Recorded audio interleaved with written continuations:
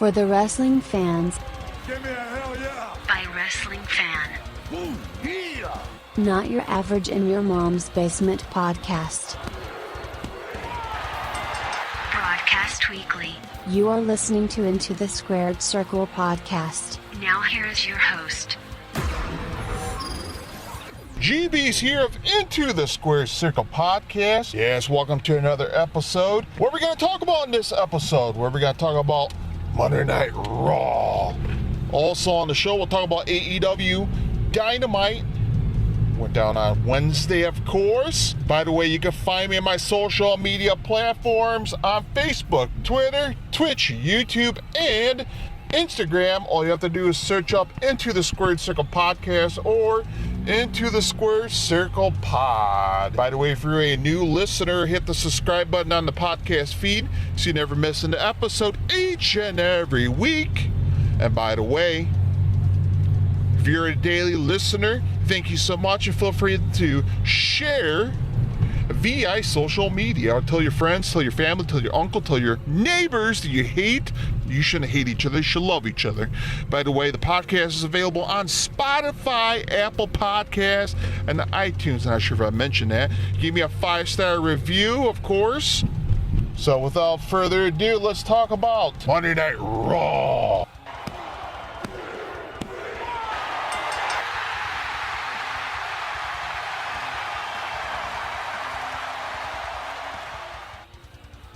Little Rock, Arkansas, to be exact, at Simmons Bake Arena. That's right, Monday Night Raw went down. I gotta say, it's a little better this week compared to last week. What'd you think? So the show kicks off with the Bloodline kicking off in the ring with Paul Heyman, and I enjoyed this segment. Why is that, G?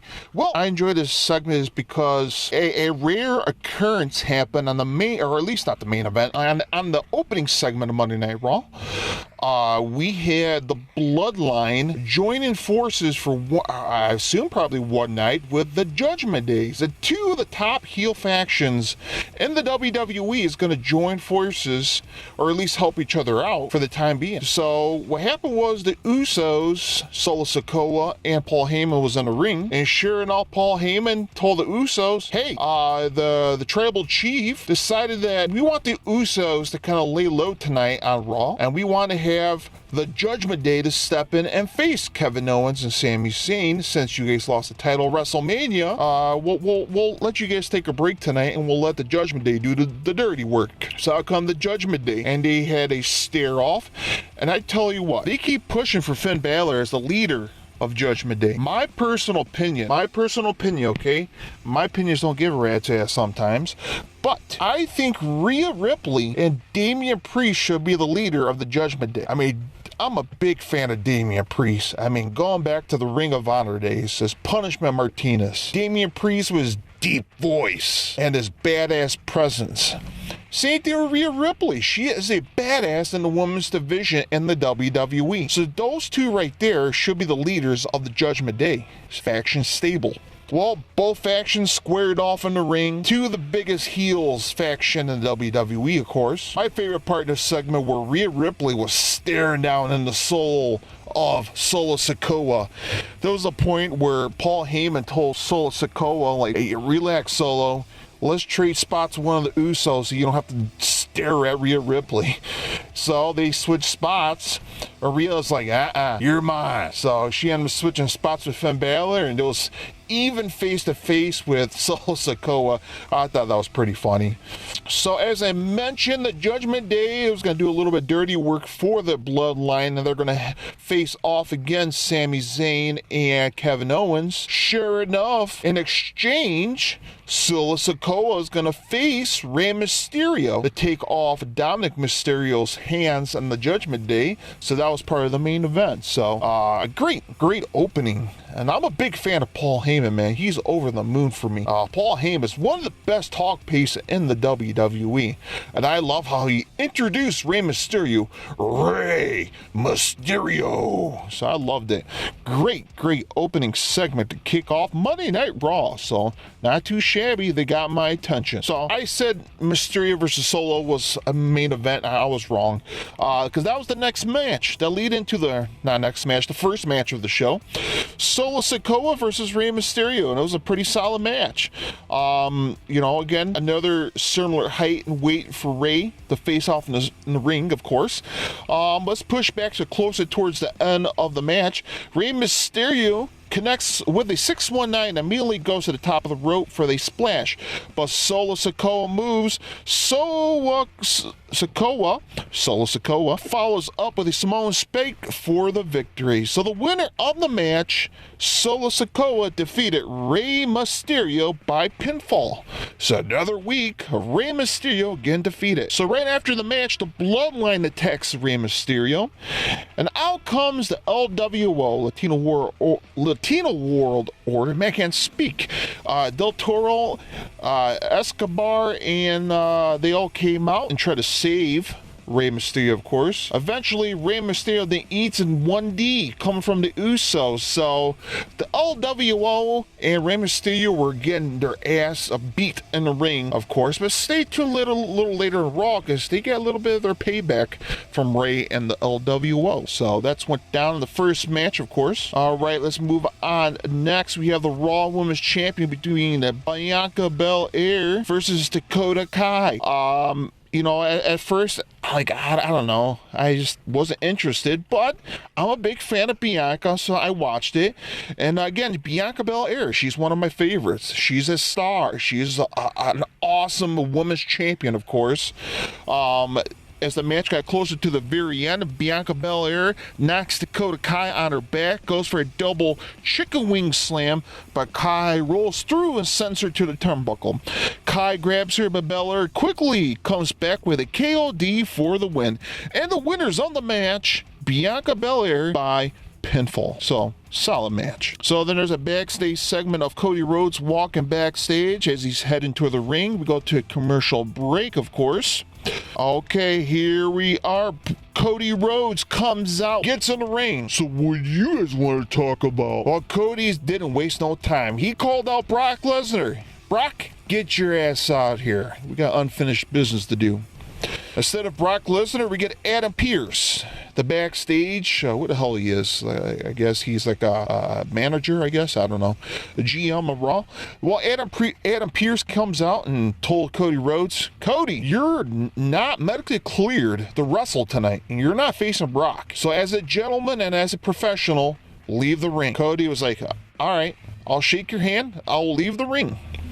Cody leaves the ring, and it got to his head. So what Cody did, went under the ring, got a chair, got back in the ring, and he was furious. Adam Pearce is like, dude, double thinking what you're doing. Cody's like, I can't, man. I need Brock. Adam Pearce is like, okay, I told you once to leave. I got no other choice but have security guards to come out and take you. Oh yeah, by the way, before the security guards come and take you, I'm going to give you a match on March 6th at Backlash between Brock Lesnar versus Cody Rhodes. So it's on between you two. Now I'm going to get out of the ring and let the security guards do their work. And I love this segment. The security guards try to get rid of Cody, try to stop him, trying to get him out of the ring before Brock comes out. Well, little too late. Out comes Brock Lesnar. I swear, he dressed like the Undertaker. He got the cowboy hat, black cowboy hat, a black raincoat jacket.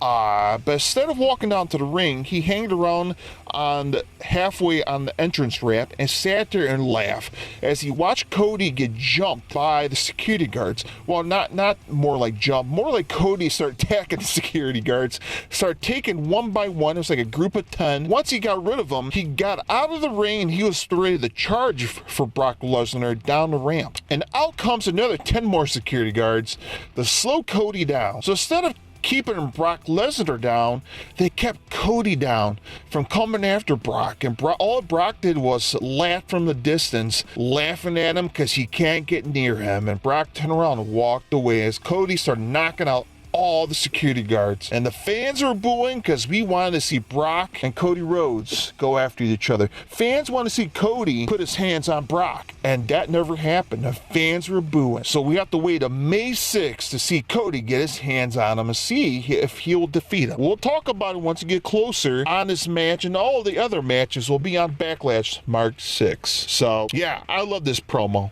They went a right direction on this. Instead of putting all the security guards on Brock or between both of them, they put them all on Cody because he knows he's going to be a loose cannon and wants to go after Brock. So excellent segment between Cody and Brock. All right, let's move on to next. A match between Seth freaking Rollins versus The Miz. Again, it was a solid match between both men. I was quite surprised we got a little bit more out of The Miz, of course. A great match. As the match got closer to the end, of course, The Miz sets up for the skull-crushing finale off the ropes, but Rollins elbows out. Rollins miraculously adjusts himself on top of the rope and hits a superplex before rolling through into a Falcon Arrow. Rollins connect with a stomp for the win, and the winner of the match, Seth freaking Rollins. So it was a great match. Great pro wrestling match in the middle of the show. All right, let's move on next on the show on Monday Night Raw. Trish Stratus. She came out. Fans will want to know, why, Trish? Why did what you did last Monday at Raw? Turn your back on Becky Lynch. Well, Trish came out. So I'll say this, okay? I'm a big fan of Trish. I've been a big fan of her. I watch her throughout the what you call the Attitude Adjustment era. Was it called? Attitude Adjustment era in the early 2000s. So I watched Trish. I'm a big fan of hers. But this promo, again, I'm sorry. I shouldn't apologize, but I think this segment put me to sleep. I love Trish, but man, she was like the nicest female in the women's prison penitentiary. She's so nice. She was so nice, soft-spoken that she was trying to be evil. You get what I'm saying? You know, like, I'm grandma. I'm gonna inject cookies with a little bit of, rat poisoning. I love you, little Jimmy. It's just like, I love Trish, but this segment, like, I don't know. It's just like, if you're gonna turn heel, be a heel female. Like, hey, you mother effer, screw you, Becky. You caused to lose the match. I don't like you. I'm gonna beat you up. I'm going to beat you up each and every week. I'm going to show up at your house, drag you out of your home, and start beating you. I'm going to show up at the grocery store and beat you up. I mean, to be a heel, Trish, come on. You're a veteran. I don't know. Maybe I'm beating this up too much, but this Trish segment, it put me to sleep. I was about to get up and go outside and start vacuuming my car because that's how boring it was. Okay, I'm gonna move forward. Get over it, G. All right, a non-title match between Bobby Lashley, as Brock Lesnar will say, Bobby Lashley versus the U.S. champion Austin Theory. I'm a big fan of Bobby Lashley. Guy's a muscle jack, a jack muscle guy. That makes sense, right? His physiques are awesome. Man, I can't speak, Junior. Austin Theory, phenomenal. Great young kid. As the match got closer to the end, I won't speak throughout the whole match here. Austin Theory shoulders Lashley, but he backs out and goes for a Rolling Thunder dropkick. Lashley counters into a hurt lock. All of a sudden, big boy Bronson Reed, you remember him from last Monday? Well, he decided to interfere in this match, decided to avalanche Lashley into the corner, and the referee calls the bell, and this match became a no contest disqualification. Not no contest, more of a disqualification match due to Bronson Reed interfering in this match. That son of a gun. Bronson Reed has decided to take out Bobby Lashley and turn to a monster. So that's how this match turned out. Nobody won, of course. All right. Also on the show Monday Night Raw this past Monday, we seen a tag team match between Candice LeRae and Mia Yim versus Sonya Deville and Chelsea Green, with, of course, the women's champions Raquel Rodriguez and Liv Morgan hanging out ringside watching the match. So what happened was during this match, I forgot I left my car running outside the driveway throughout this match, so I went outside and turned my car off. When I came back in, this match was over with, so the winner of the match, Sonya Deville and Chelsea Green.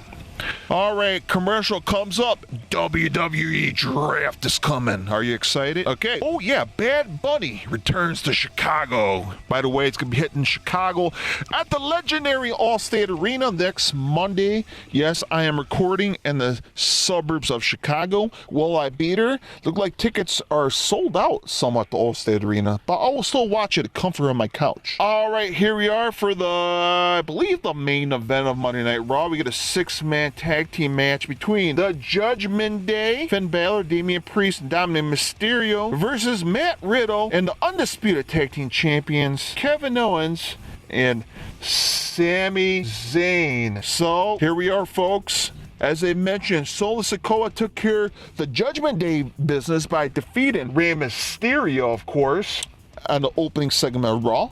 So it's time for Judgment Day to do the Bloodline's dirty business. Well, guess what? The Judgment Day fell short. Judgment Day fell short. What happened was Riddle wants to be tagged in. Riddle heads into the top of the rope, hits Finn Balor with a floating bro for the victory. So that's how this match ended.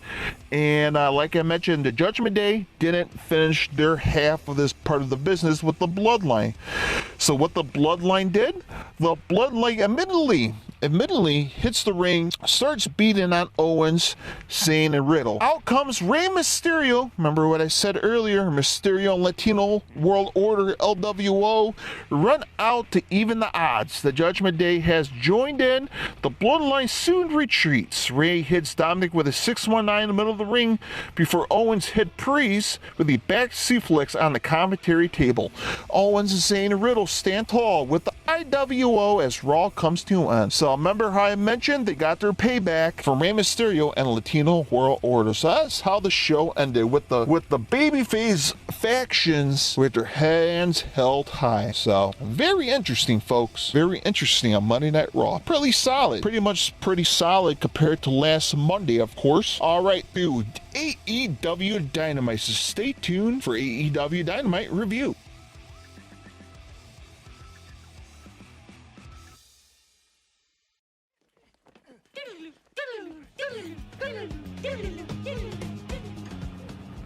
All right, AEW Dynamite has concluded on TBS. Yes, here we are, my friends. We had transitioned to the AEW portion of the show. By the way, a correction on the WWE portion. I mentioned the Attitude Adjustment era. No, I got it wrong. It's the Ruthless Aggression era. Damn rookie. Okay, let's talk about AEW Dynamite April 19th of 2023, live in the Peterson Events Center in Pittsburgh, Pennsylvania. It's Wednesday, my friends. You know what that means. AEW Dynamite on TBS. So the show kicks off with the 4 pillars. So out comes Jungle Boy Jack Perry, got the crowd all hot and ready to go. He was ready to speak on the mic, and out comes Sammy Guevara. Sammy Guevara comes out. He's about to speak on the mic. Out comes Darby Allin. Darby Allin comes out, and all 3 men rip each other apart in the ring via promo without laying a hand on each other. It was a very entertaining opening segment with the 3 pillars, of course. Of course, you had Jungle Boy Jack Perry speaks up, telling Darby Allin that every time he comes out to the ring, he see kids with the Darby Allin face paint, but only if they knew what Darby Allin is really like behind the scenes. He's stating that Darby was very antisocial. He was very rude behind the scenes, and so he brought that attention on him. Also, he mentioned that the only reason he came to pro wrestling because he couldn't become a major skateboarder. And that's where a lot of fans groaned, like, ooh. Next thing you know, he Jungle Boy Jack Perry turns attention to Sammy Guevara, who says he has a lot of respect for, before really going on and Sammy letting him know how he feels. Sammy finally speaks up now, saying that Perry may hate MJF so much, but in fact, he is just like Max. He talks about the first episode of Dynamite where Darby wasn't even featured, or I should say not even attendance, of course, as Sammy was sitting up in the seats watching Bret Hart in the ring with Jungle Boy. Sammy says he and Darby are the two sides of the same coin, and that he respects Darby for what he'd been gone through. Obviously Darby became the first person to win a title or gold around his waist out of the 4 pillars, right? And Sammy fired back, stating that he won it 3 times compared to Darby. He also mentioned that Sammy and Darby Allin tried to outdo each other by doing crazy moves and crazy risk, high-flying, death-defying moves. The higher they go, the higher risk that goes to see who will reach to the top. And sure enough, when all 3 men were just going back at each other, out comes MJF. MJF came out and said, you know what? You guys want to sit out there and bicker like a bunch of girls? MJF said, you know what? Me and Tony Khan had a conversation, and what we're going to do is have a Pillars tournament. What I'll do is put all the names in the hat, and whoever the first person I'll pick in the hat will get a bye week. Meaning, tonight on Dynamite for the main event, we will see the remaining 2 square off in the ring part of the tournament. And sure enough, he picks the name out of the hat, and that name was Darby Allin, and he got the week off. So he got to sit back and watch Sammy Guevara duel out with Jungle Boy Jack Perry in the main event of Dynamite. So a very interesting way how they're going to do this for the main event for the world title at Double or Nothing, the upcoming pay-per-view going down on Memorial Day weekend. And I went on social media. A lot of people were just not happy about it. A lot of people are like, dude, why just make it a fatal 4-way, and you know what? I'm not mad about it. I'm not mad about this fatal 4-way, about not happening. I like to prefer to see a one-on-one title match. Do you agree? So I won't spoil it just yet, who will advance in the tournament, but as I mentioned, Darby's on the bye week. So whoever will win the main event on Dynamite will face Darby Allin. Whoever will win in that match will face MJF at Double or Nothing. I want to see Darby Allin go one-on-one with MJF at Double or Nothing. We'll talk about his potential opponent shortly. So a very entertaining AEW to start off on TBS. Right? Okay, so as I mentioned, AEW was in Pittsburgh, Pennsylvania. And there's only one person that comes to mind when it comes to Pittsburgh, Pennsylvania. No, I'm not talking about Kurt Angle. I'm talking about Dr. Britt Baker. Yes, right, she made a return back home as she teamed up with her best friend and the current AEW Women's World Champion, Jamie Hayter, versus the Outcast, Ruby Soho, and Toni Storm. So it's a nice little storytelling on the ring. Both women teams went at it. It was a lot of close calls.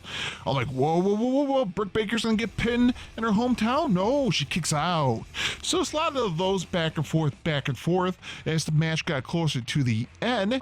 Ruby kicks out when she was being, so let's back up a little bit. Britt Baker, who reverses before hitting a Panama Sunrise. So she brought out her boyfriend's Adam Cole Panama Sunrise. I thought it was a little sloppy, but it's okay. Who the hell I know? I'm not a pro wrestler. She brought out the Panama Sunrise. But she goes for the cover, but Ruby Soho kicks out of it. Baker with a stop on Ruby Soho now, but dealing with Storm before going for the cover and gets a near fall. So as I mentioned, a lot of near falls in this match. But she's not done. As she's ready to turn Ruby over for lockjaw, Ruby taps out. And the winners of the match and the hometown hero, Jamie Hayter and Britt Baker, won via submission. So not too shabby for a tag team women's match. All right, there was a backstage segment between Wardlow stating that he's coming for the TNT Championship match with Will Hobbs. And Wardlow was stating that he has a manager who's part of the Four Horsemen that's gonna help him out guide him throughout this TNT Championship match, which is going to go down on Dynamite. No, it's not Ric Flair. No, Tully Blanchard left the Ring of Honor / AEW. No, there's not TA Magnum. Well, who's going to be? Was no other than Double A Arn Anderson. He's going to join Wardlow down the ring, be part of his manager. Or should say he should be the manager for Wardlow. So there we go. It's your backstage segment. Okay, right after that, we had the Elite. The Young Bucks, Matt and Nick Jackson, the Young Bucks, and Kenny Omega decided to walk out to the ring. And instead of trying to pick a fight with the Blackpool Combat Club, their current little blood feud they're having with each other the past few weeks, Kenny Omega said, you know what? Let's kind of brush all this stuff to the side. Bygones be bygones. Let's just shake hands like a man.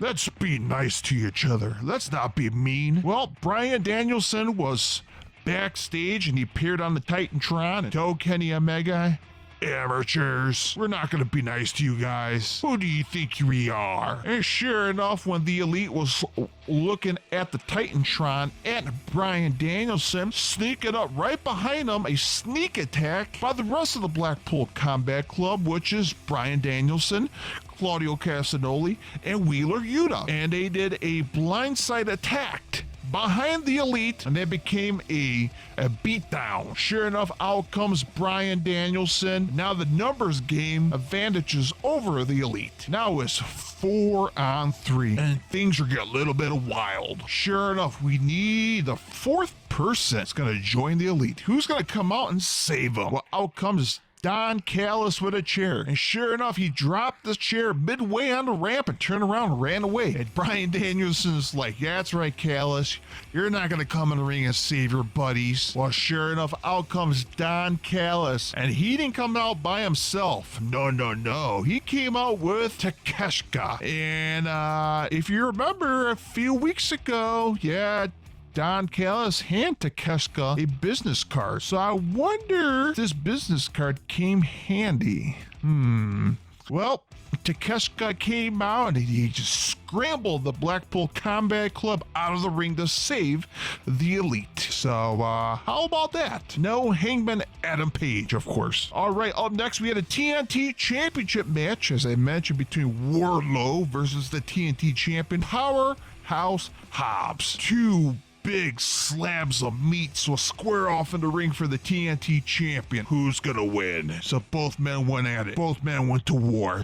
Sure enough, out comes QT Marshall, and out comes that chick who's part of the QT faction, and she tried to get interference in the match. And sure enough, when the ref was worrying about the chick on ringside, QT decided to hop in the ring and try to cheat by giving what I believe he gave Wardlow a cutter. And sure enough, Powerhouse Hobbs start pinning Wardlow, and the ref turned around. 1, 2, kick out. Well, apparently QT trying to interfere with this match with the ref turning his back didn't help. So that chick stepped away, and I'm not sure if she got ejected from the match or what, but nevertheless, QT trying to get involved in this match twice. But this time, Arn Anderson wasn't having it. So what did Arn Anderson did? Gave QT Marshall a DDT, one of the best looking DDTs in AEW program. How about that? One of the best. The Four Horsemen dropping the DDT on QT Marshall.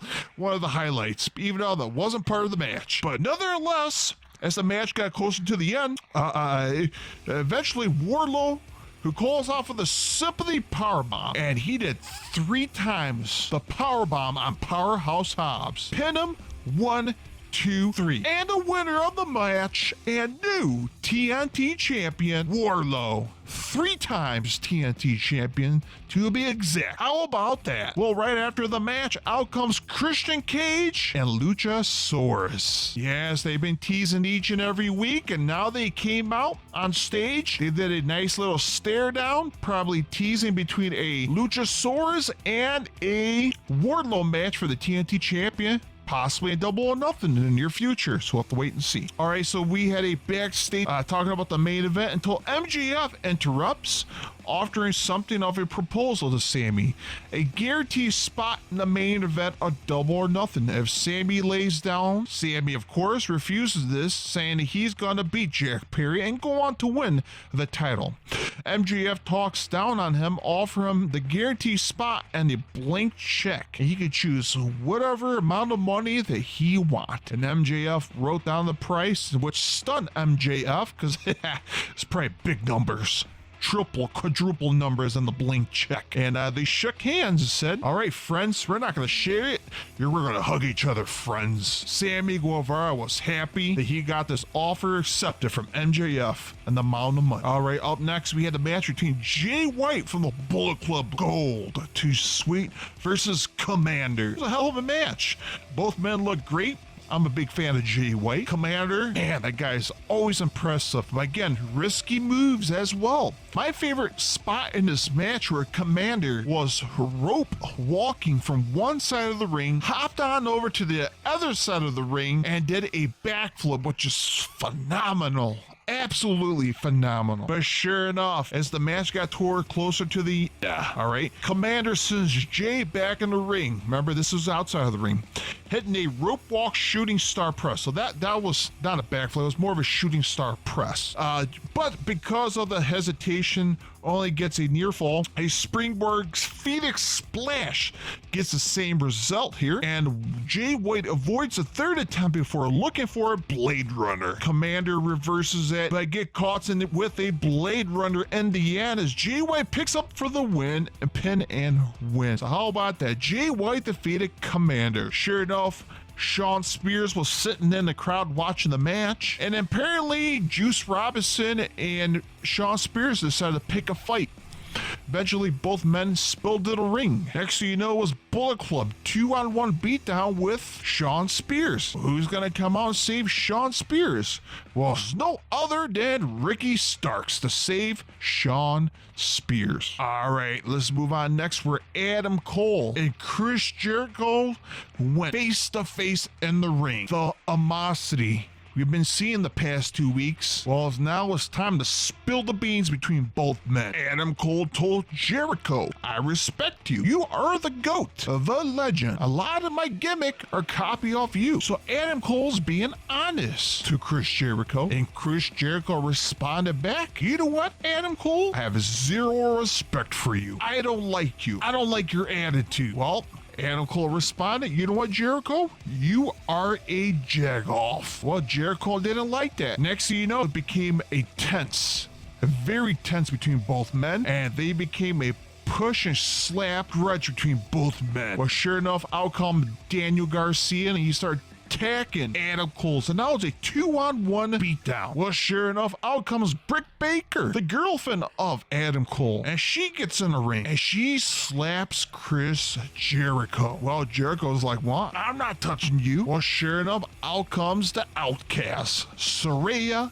Ruby Soho, and Toni Storm, and they start beating the living hell out of Britt Baker in 3-on-1 women's beatdown, while you have Jericho and Daniel Garcia beating down Adam Cole. Sure enough, they handcuff Adam Cole to the ropes, one hand to the rope, and Adam Cole has to sit there and watch his girlfriend get jumped by 3 women.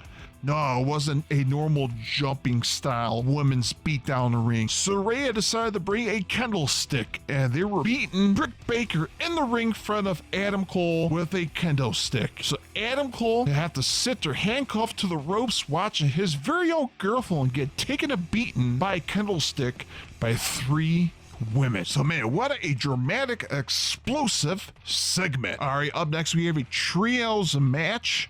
The Acclaimed and Billy Gunn versus the Jericho Appreciation Society, Jake Hager, Angela Parker, and Matt Menard. So it was a very quick match. As the match got closer to the end, Billy Gunn decided to break Angela's Parker, his comb, broke it right in front of him, and out comes a rolling elbow by Bowens on Angelo Parker, and the Acclaimed with the drop on Angelo Parker and getting the pin for the win. So the Acclaim and Billy Gunn defeated the Jericho Appreciation Society.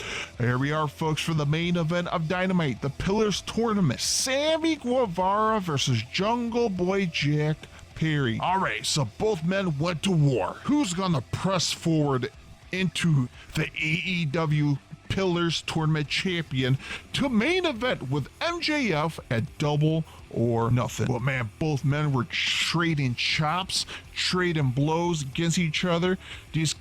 Both men were just going at it in the ring. This ends up with Jungle Boy Jack Perry catching Sammy with a snare trap. Sammy Guevara struggles, but crawled to the ropes to force a break of the hold. Jack Perry gets Sammy Guevara up on the turnbuckle, leaving him in a tree of woe as Perry climbs up. But Sammy frees himself, hitting a dropkick that sends Perry flying through a table at ringside. Yikes. With the ref with a count as we see Perry barely moving, but managed to slice up into the apron. Sure enough, Sammy Guevara distracted the ref. He has his back turned on Jack Perry, who's outside of the ring on the apron. Out comes MJF disguised through the crowd, knocks out Jack Perry, rolls him back in the ring. The ref turns around. Sammy pins him. 1, 2, 3. And Sammy Guevara defeated Jack Perry to advance in the tournament and will face Darby Allin in the next step of the Four Pillars tournament. So, man, what about a cheating way for Sammy Guevara? And of course, after the match, you have Sammy Guevara and MJF celebrating in the ring like they're buddies, while Darby Allin was hanging out in the rafters watching this horrible ending. But hey, man, we got a story here. So we'll have to see who's going to advance the next match between Darby Allin and Sammy Guevara. And as I mentioned at the top of this review, I'd love to see Darby Allin advance and face MJF at the main event.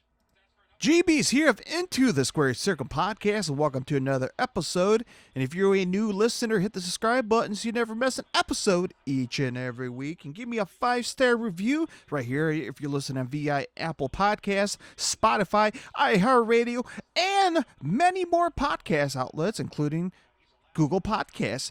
And wherever you listen to your favorite podcasts, of course, give me a like, give me a subscribe. And if you're a daily listener, thank you so much for tuning in each and every week.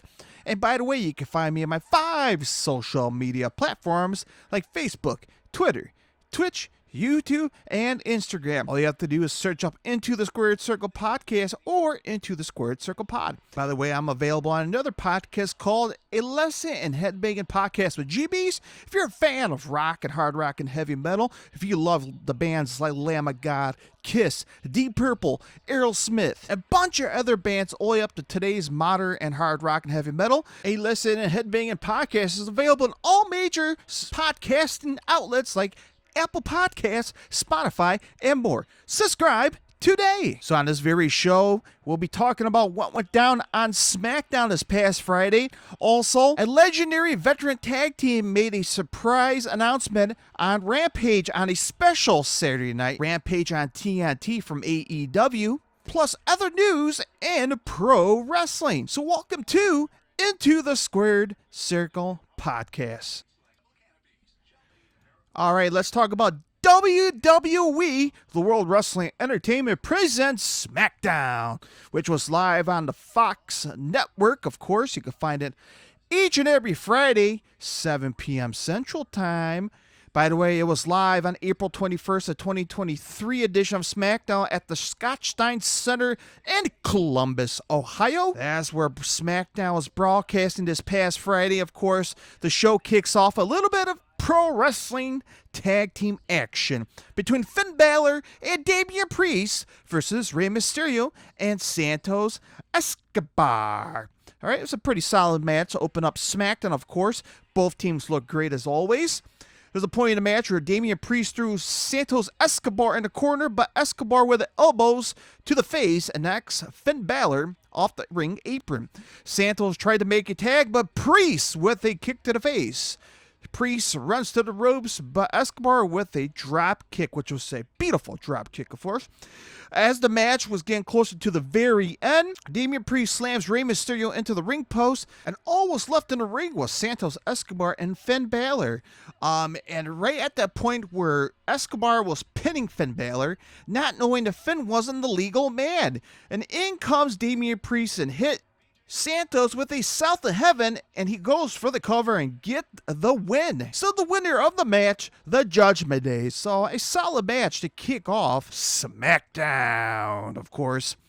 And right after the match, Damian Priest gets on the microphone saying he's coming for Bad Bunny this coming Monday at the All-State Arena in Chicago, Illinois. A sold-out All-State Arena, to be exact, in the hometown. We're not too far from where I'm at, of course. So this could be a very interesting Monday night hot crowd on the USA Network. But that's just this Monday. Let's get back to Friday on SmackDown. So we had a nice little promo of Shinsuke Nakamura about his return back. Right after that, we had Karrion Kross, cut a promo stating that he wants Shinsuke Nakamura. So we'll have to wait and see how this little feud would go. All right, the next match on SmackDown, we have the Viking Raiders versus Braun Strowman and Ricochet. So it was an okay match. Throughout this match, Ricochet with a knee to the face and kick to the face to Ivar, part of the Viking Raiders. Strowman is tagged in a double team Ivar. Strowman with a big boot into Eric, Ivar's tag team in the Viking Raiders, knocking him off the ring apron. Ricochet climbs to the top rope and he tags himself in. Ricochet climb onto Strowman's shoulder. He jump off, hitting a senton onto Ivar, which was very impressive. And he goes for the cover and gets an impressive win. Braun Strowman and Ricochet defeated the Viking Raiders. So, that's all right. Not too shabby. Nothing too crazy here, right? All right. So we go to commercial break. We come back from break, and we have a women's tag team championship match. The current champion, Raquel Rodriguez and Liv Morgan, faced off against Chelsea Green and Sonya Deville. This match was okay. I know, I'm repeating the same answer from the previous match. As the match got closer to the very end here, Raquel Rodriguez with a kick onto Sonya, and the Liv is tagged in. Chelsea Green throws Raquel to the outside. With the ref distracted, Liv emptied the water bottle, that's from Chelsea Green, of course, and she dumped it on Chelsea herself. She goes for the cover, and Raquel pushes Liv onto Chelsea Green and gets the pin. And the winner of the match, and still the WWE Tag Team's Women's Champion, Raquel Rodriguez and Liv Morgan. All right, up next we have a Intercontinental Championship match between Gunther, the current IC champion, versus Xavier Woods. So Xavier Woods had an impressive win by defeating LA Knight last week on SmackDown. This week he has a title opportunity to face Gunther for the IC champion. I'm a big fan of Gunther. I'll tell you that right now. Obviously there was a lot of close calls in this match. There was a lot of counters, of course. But as the match got closer to the very end, Xavier Woods with a kick to the side of the head onto Gunther. He rolls Gunther up, but Gunther kicks out and gets Woods in with a sleeper as Woods pass out. And the referee calls the bell. So, how about that? Gunther defeated Xavier Woods. I guess you could say KO. I mean, he made him pass out, put his ass to sleep. So Gunther still reigns the Empire as the Intercontinental Champion. So how about that? So we'll have to wait and see what's Gunther's next challenger in the near future. All right, out comes the Usos to hype up the main event between Solo Sikoa and Matt Riddle. And I tell you what, I enjoyed this promo. The Usos, they work as a team, not in the ring as wrestlers, but in promo as well. I love the chemistry. They're phenomenal. They have my eyes glued to the TV. That's what I love about the Usos and their promos. It's very entertaining. Again, this promo doesn't make me want to get up and go to the kitchen to get snacks or go to the bathroom. The way they present the promos are just, it's perfect. That's why I like the Usos right now in this Bloodline storyline, which is phenomenal. And they're pretty much stating, pretty much mocking the fans, mocking the people who are asking the Usos, okay, what's next? You guys drop the titles. What's next? What's the game plan? What's next? That's pretty much what this promo is about. And their eyes are set for next week for the rematch, the WrestleMania main event rematch for the tag team titles against KO and Sami Zayn next week. So what happened at WrestleMania was in the rear past. Now it's time to look to the future, which is next week. And the Usos are planning on dominating and defeating Kevin Owens and Sami Zayn to retain the title. So what do you guys think? Do you think KO and Sami Zayn will drop the titles next week? Or will they retain? So interesting story. But yet, we also have the WWE draft. So we'll have to wait and see how this will plays out, if any of the tag teams will plan on making a big move between either brands. Again, my personal opinion, we've been seeing superstars going back and forth the past couple of weeks. So should the draft mean anything? I'll ask you that. Should this WWE draft mean anything?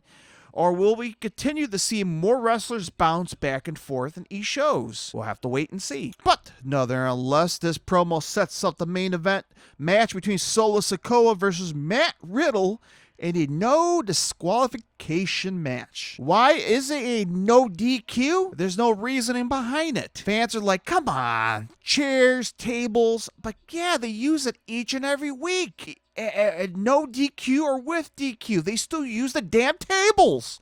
They still use the damn chairs. So what makes this separated from each and every week when they use the same hardware each and every week? Again, that's my personal opinion. I'm not going to rip on this match, but what's the purpose of no DQ if they use the same hardware each and every week? Think about it. But anyway, let's get on to the match here. The no disqualification match between Solo Sikoa versus Matt Riddle. So Solo Sikoa comes out first, of course, stands in the ring, waits for Matt Riddle to come out the Titantron area, the ramp. Next thing you know, Matt Riddle, music plays, and instead of walking down the ramp, Matt Riddle jumpstart by attacking Solo Sikoa behind the back. So a different strategy plan to take out Solo Sikoa. And Matt Riddle, man, he was a little hot. He jump-started this match. He had a fast pace here. He was just going wild, of course. So Solo Sikoa with the Samoan drop in the middle of the ring. This was halfway through the match on Matt Riddle here, of course.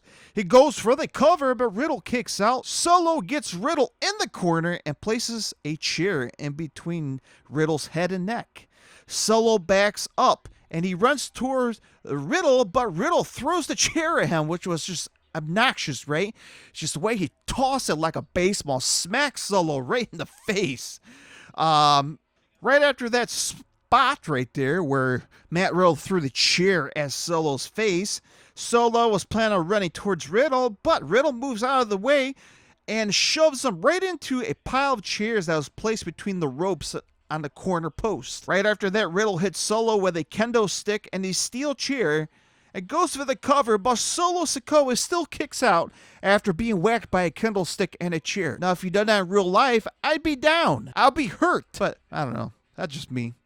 All right, Riddle placed two chairs in the middle of the ring and he slams Solo through the two chairs. He goes for the cover, but Solo still kicks out of that. Riddle decided to place several chairs on top of Solo, of course. He climbs to the top rope, but Solo rolls out of the ring. Riddle's on the ring apron, goes for the running knee, but Solo trips him and he goes for the run. Solo throws Riddle over the announce table, and he was trying to bury Matt Riddle again, just like last week, trying to bury Matt Riddle with the announcer table. But no, not this week. Nah. Matt Riddle fought back and used his feet to avoid the table being tipped on him. Well, this time the roles reversed. Sure enough, he ended up putting Solo Sikoa into Matt Riddle's spot by putting him on the floor, and this time Matt Riddle dumped the table over him this week. But of course, right after that, again, no disqualification match. Out comes the Usos. Came running through the crowd. They super kick Matt Riddle, threw him in the back of the ring, and eventually Solo Sikoa was recovered from the rubble from the table that fell on top of him. Gave Matt Riddle a Samoan spike in the ring, goes for the pin. 1, 2, 3. And of course, the winner of the no DQ match, Solo Sikoa. Right after that match ended, the Usos grabbed the table under the ring. They placed it in the ring. They gave Matt Riddle the 1D through the table, and the Bloodline stand in the middle of the ring, victorious, celebrating. So that's how SmackDown ended this past Friday, April 21st of 2023 edition on Fox. So what's your guys' thought on SmackDown this past Friday? Did you enjoy it? Did you watch it? Or you didn't just really give a rat's ass? Let me know what you guys think into the Squared Circle Podcast on Facebook, Twitter, Twitch, YouTube, and Instagram. Okay, let's talk about AEW Rampage that went down this special Saturday edition of April 22nd of 2023, live from the Peterson Event Center in Pittsburgh, Pennsylvania. AEW Rampage starts off action as well as we have Jon Moxley versus Christopher Daniels as both men squared off in the ring. So those pretty decent match to kick off Rampage, of course. The highlight of the match this past Saturday of April 22nd of AEW Rampage, Jon Moxley picks up Christopher Daniels and has him on the second rope turnbuckle as scratches Daniels' back. So, man, Moxley is notorious for scratching his opponent's back. Danielson fights back and knocks Moxley off the turnbuckle, then hits him with a diving crossbody, which is a legendary move coming from Christopher Daniels, who's a veteran in the pro wrestling industry, of course. Christopher Daniels go for the cover only to get a 2 count. Moxley comes back and blows to the face. Daniel gets Moxley in the backslide for a pin attempt, but only gets a 2. As a match got closer to the very end here, Jon Moxley put a sleeper on Christopher Daniels and goes down. Daniels trying to fight back by hitting a series of elbows on Daniels, and Moxley has him in a firm choke-like hold on Christopher Daniels to drop to the mat, and Daniel is out. And the ref calls the bell, and the winner of the match by submission, Jon Moxley. All right, right after that, we have the Hardy Boys coming out to the ring. Jeff Hardy gets the mic. He announced to the crowd he is retiring. Fans are like, what? What Jeff Hardy really means is he's quitting on screwing up his AEW career. That's what he actually meant. He's planning on trying to fix himself here to the fans. Again, he told us to the fans. He's going to fix himself up this time and make it right. And make this the most important run in Hardy's career. And make it a memorable run with the Hardys. And make it extreme. So that's the plan here, of course. And they have a nice little feud with The Firm. With Stokely Hathaway, Big Bill, All Eagle Ethan Page. By the way, they came in the ring, attacked the Hardy Boys, of course, and laid them now in the ring. All right, up next, we had a women's match between Kiara Hogan versus Julia Hart. It was a very quick match. Throughout this match, Julia Hart comes in the back, hits Hogan with a standing moonsault, which was very impressive, of course. It covers only for a 2 count. Julia Hart then gets Hogan in a Heartless as Hogan taps out. And a winner of this women's match by submission, Julia Hart. All right, up next, we had a multi-man tag team match between FTR, Dax Harwood, and Cash Wheeler with Jeff Jarrett and Jay Lethal versus Slim J and the Varsity Athletes. Again, I'm a big fan of FTR. They're trying to work a partnership here in this match between Jay Lethal and Jeff Jarrett. But obviously throughout the match, both teams had a little bit of their different opinions, of course. And they're trying to work out throughout this match, but they had a little bit of kinks in here, of course. As the match got closer to the very end, Jeff Jarrett drops Slim J with a stroke. And Harwood covers for the win. Jarrett and Lethal and FTR began to brawl as the Mark Briscoe came down to the ring to kind of separate both teams and trying to sort out the mess here. So the winner of the match here, folks, is FTR with Jeff Jarrett and Jay Lethal. All right, here we are for the main event of AEW Rampage this past Saturday, April 22nd. The Triple A Mega Champion from Triple A Mexican promotion, El Hijo de Vikingo, the current champion, versus Dralistico. And if you're a fan of Lucha Libre style wrestling, this match is for you. Because this match had a little bit of everything, man. A lot of risk, high risk moves in this match because the AAA Mega Champion is on the line here, folks, on Rampage. So the show kicks off where Dralistico had a jump start by jumping out of the ring onto Vikingo, who was walking down the ramp. So this poor guy never finished his entrance, and Dralistico decided to do a jumping out of the ring onto Vikingo to get the match started. Well, Vikingo tried to do it the same exact thing to Dralistico. And Dralistico was standing outside of the ring on the ramp, and Vikingo was planning on doing like a moonsault style jump out of the ring, but Dralistico moved, and El Hijo de Vikingo splatted right onto the entrance ramp. So man, that was pretty bad. So as the match got halfway through here, folks, on the main event here, Dralistico climbs to the top rope and drops onto El Hijo de Vikingo on the outside.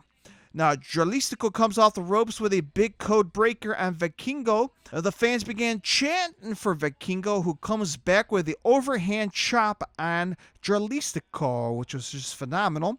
As the match got very close to the very end here, El Hijo de Vikingo then kicks Dralistico. They climbs to the top rope and hits Dralistico with a 360 dive to get the win and retain the AAA Mega Champion. So there's your main event of AEW Rampage this past April 22nd, a special Saturday edition of Rampage. Let's talk about other major news that went on in pro wrestling and rumors. So let's talk about the New Japan Pro Wrestling IWGP Women's Champion.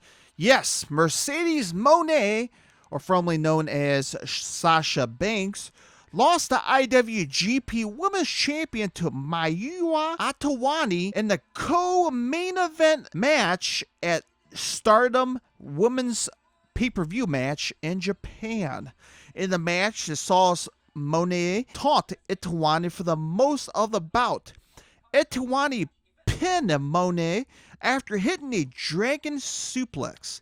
After the match, Mercedes Moné said that she loves being the CEO of Stardom and told Atawani that she really was the icon of Stardom Wrestling's women in Japan. So now she dropped the title in Stardom. What's next for Mercedes Moné, formerly known as Sasha Banks? Well, she announced in the post press conference that she will be at New Japan Pro Wrestling Resurgence on May 21st at the Walter Pyramid in Long Beach, California. So that's the next stop on her world tour as Mercedes Moné continue her trek.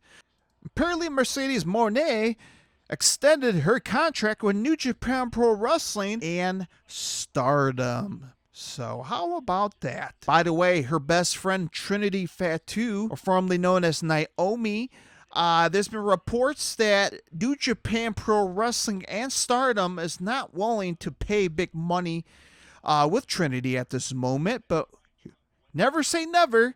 Obviously, if you saw her social media platforms like on Instagram, she's training in a luchador ring. Again, the same trainer who trained Sasha Banks while she was out of the WWE in the year of 2022. So, very interesting to see how Trinity, formerly known as Naomi, will see what moves she will make in the near future. Also, another very hot topic rumor in the pro wrestling world, AEW. They're possibly teasing a new TV show.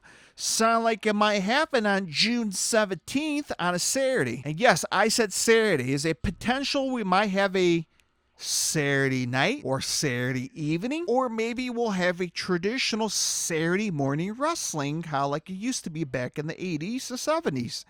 So we'll have to wait and see how this will play out if this rumor is true. Sound like they're going to have this Saturday show on June 17th, and the potential arena to have it at is in Chicago, Illinois, at the United Center.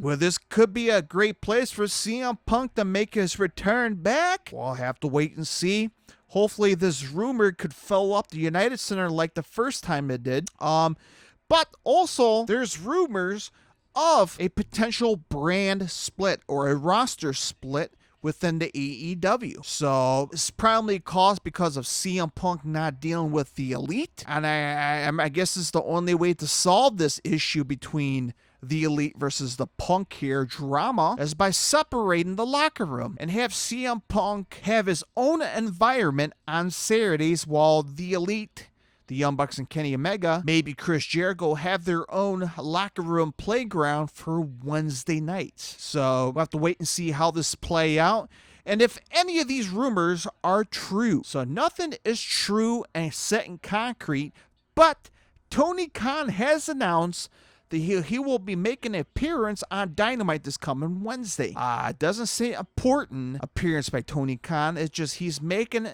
a TV appearance. We'll have to see what news he will bring on Dynamite this coming Wednesday. So it's going to be a busy week of pro wrestling coming up this week because we have Raw coming from Chicago at the Allstate Arena, sold out. Only tickets are on sale are the resale tickets. So it's pretty much a sold out crowd. So I'm looking forward to seeing it live on TV. Yes, I live not even 50 minutes from the Allstate, but I chose to stay home to watch it on my comfort of my couch. So I'm looking forward to hearing the hot crowd of Chicago kicking ass at the Allstate Arena this coming Monday. Hopefully we'll get a big Cody reaction. Obviously, Chicago is a special memory, a special place in Cody's heart, of course. So I'm looking forward to hearing Cody's reaction here in Chicago of you this coming Wednesday. All right, my friends, stay tuned within a couple days. I'll give you guys my review on Raw. I also will have a classic rewind where I'll talk about a classic pay-per-view coming from the WWF era. That's coming up in a couple days. Also in a couple days, I will have my preview and predictions on WWE Backlash. Yes, that's coming right around the corner. I will have my previews and prediction within the next couple of days. By the way, WWE Backlash is going down on May 6th of 2023 Saturday, live from Puerto Rico. It's going to be a good time, right? Okay. So that's what's going on this podcast. And like I mentioned, if you're a new listener, hit the subscribe button so you never miss an episode each and every week. Check it out, my secondary podcast, A Lesson in Headbanging Podcast, if you're a fan of hard rock and heavy metal. By the way, I will have a special episode on the Metallica vinyl record that came in the mail. We'll discuss about it. Also on April 22nd was Record Store Day, and I did buy a record from my local record store. And which record did I buy on National Record Store Day?